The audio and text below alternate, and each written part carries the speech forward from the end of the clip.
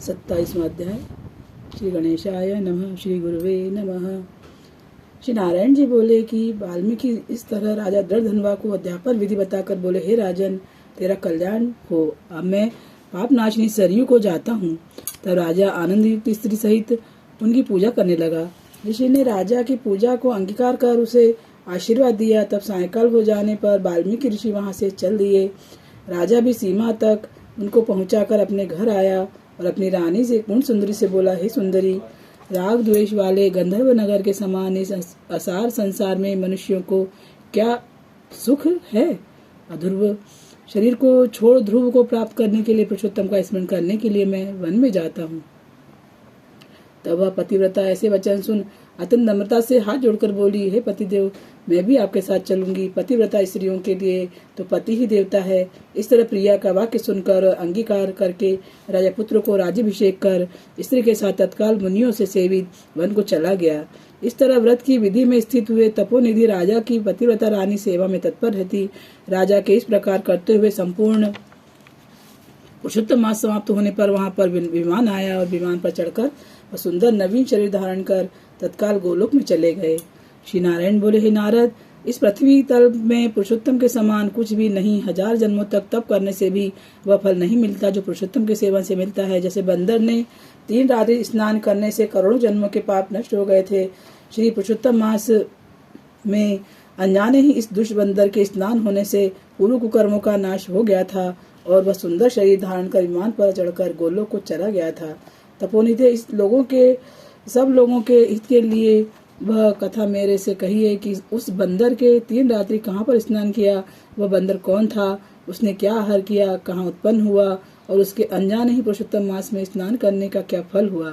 श्री नारायण जी बोले, केरल देश में उत्पन्न एक लोभी ब्राह्मण था। इस कर्म से लोक में वह कंदर कंजूस नाम से विख्यात था। यद्यपि उसके पिता ने उसका चित्र शर्मा नाम रखा था और कभी भी कोई धार्मिक कृत्य न करता था। वन में विचरने वाला एक माली उसका मित्र था। वह ब्राह्मण सदैव अपने उस मित्र माली के पास जाकर रोकर बारंबार अपना दुख कहा करता था कि नगर के रहने वाले सदैव मेरा तिरस्कार करते हैं, इससे इस नगर में रहना अति कठिन हो गया है।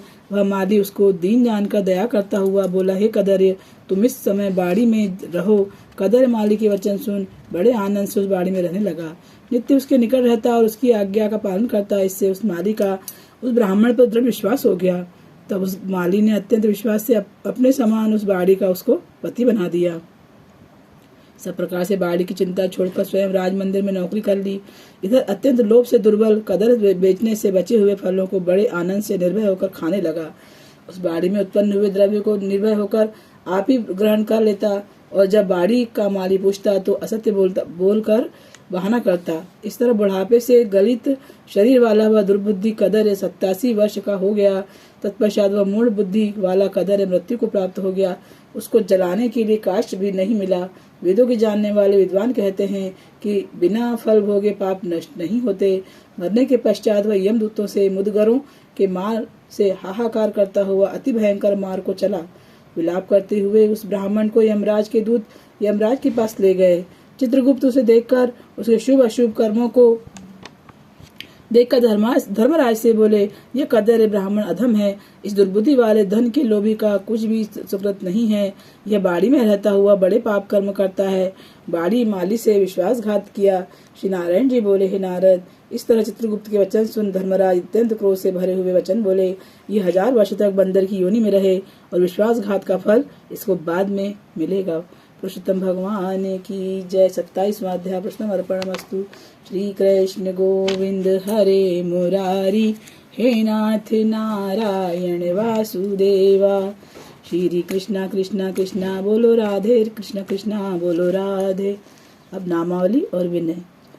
हर शिव शंकर गौरीशम वंदे गंगाधरणीशम, रुद्रम पशुपतिमीशानम कलिये काशीपुरीनाथम, भजभाल लोचन परमानंदम नीलकंठम त्वं शरणम, असुर निकंदन भव दुख भंजन सेवक के प्रतिपाला, आवागमन मिटाओ शंभु भस्यु बारंबारा, मई रेवा के हम बालक हैं, मैया दूध पिलावत है, रेवा तट पर धूम धड़ाका, राम भजन का यही तड़ाका, भज लो रे मन चारों धाम, गौरी शंकर सीताराम, गले में तुलसी मुख में राम, हृदय विराजे सालिग्राम।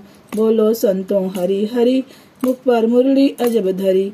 नमो नर्मदा माई रेवा, पार्वती बल्लभ सदा शिवा। भज रे वही रेवा, भज मयई मैया, भज भोलाई भोला। हर हर महादेव, शंभो काशन भगवान की जय, राधा कृष्ण की जय।